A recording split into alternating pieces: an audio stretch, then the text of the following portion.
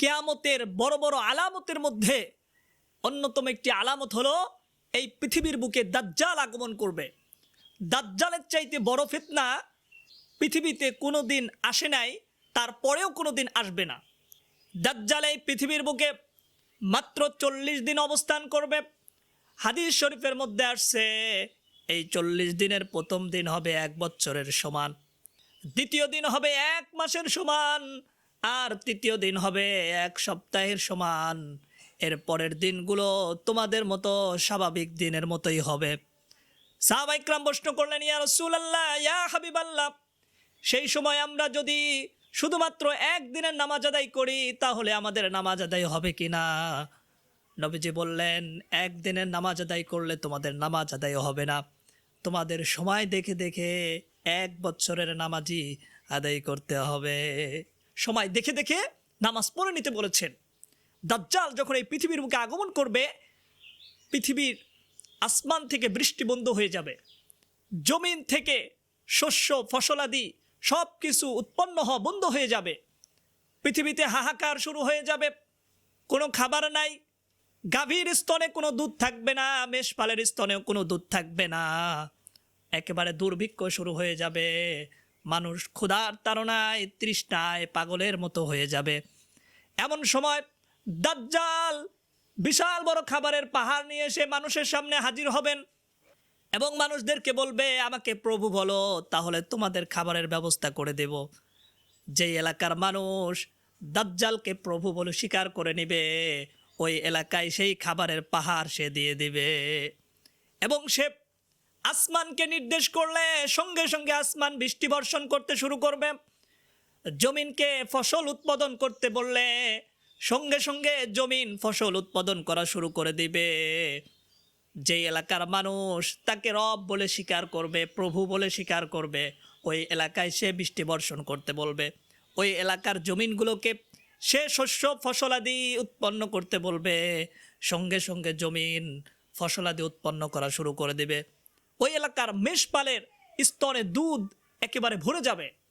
আর যেই এলাকার মানুষ তাকে প্রভু বলে স্বীকার করবে না, ওই এলাকা থেকে দুর্ভিক্ষ যাবে না, আরও সে দুর্ভিক্ষ লাগিয়ে দিয়ে আসবে। খাবার নাই, পানি নাই, একেবারে মহামারী আকার শুরু হয়ে যাবে, পৃথিবীর মাটি ফেটে চৌচির হয়ে যাবে, কোনো খাদ্য উৎপন্ন হবে না জমিন থেকে। এমন সময় ঈমান টিকিয়ে রাখা কি সম্ভব হবে?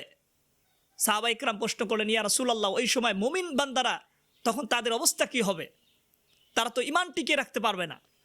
তখন নবীজি বললেন, যারা প্রকৃত মুমিন হবে আল্লাহ রাব্বুল আলামিন তাদেরকে গায়েবীভাবে খাবারের ব্যবস্থা করে দেবে, তাদেরকে এই কঠিন বিপদের মধ্যে আল্লাহ তাআলা হেফাজত করবেন।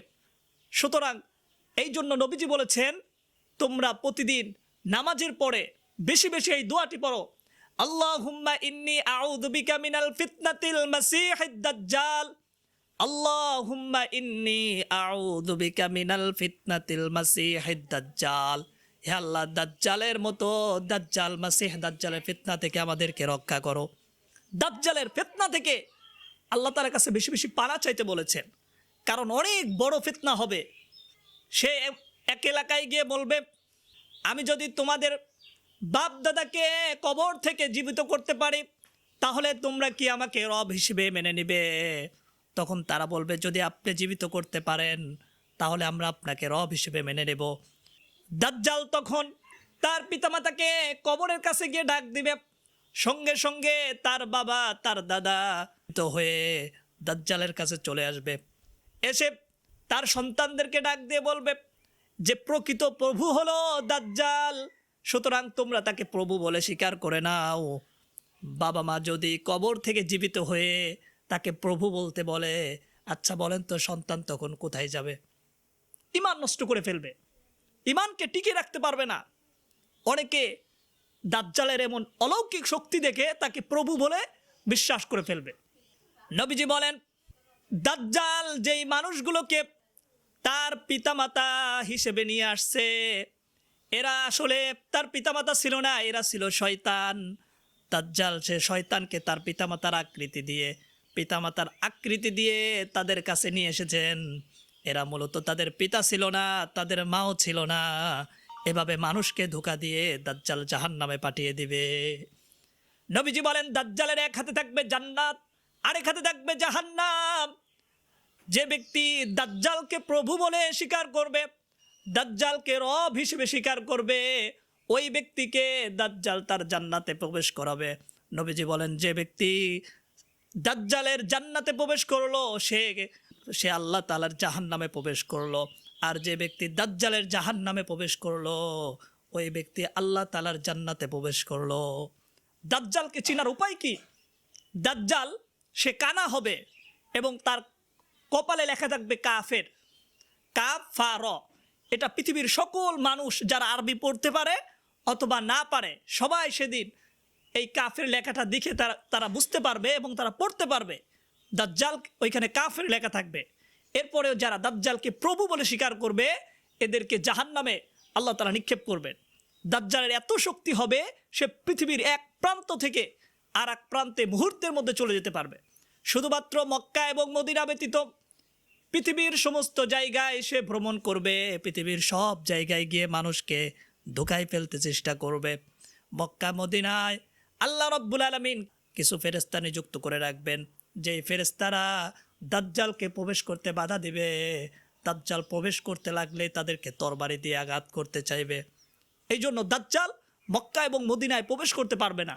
অনেকের প্রশ্ন হতে পারে, হুজুর তাহলে মক্কা মদিনায় যে কাফেরগুলো আছে, মুনাফিক আছে, এদের তাহলে কি অবস্থা হবে?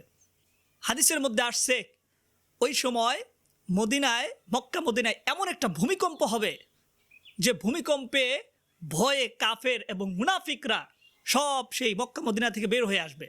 শুধুমাত্র যারা প্রকৃত মুমিন এরাই মক্কা এবং মদিনাতে থাকবে। এছাড়া যারা মুনাফিক এবং কাফের এরা সব বের হয়ে আসবে। নবীজি বলেন কেউ যদি দাজ্জালের ফিতনা থেকে বাঁচতে চায় সেজন্য প্রতি সপ্তাহে জুমার দিন সেজন্য সূরাতুল কাহাফ তেলাওয়াত করে।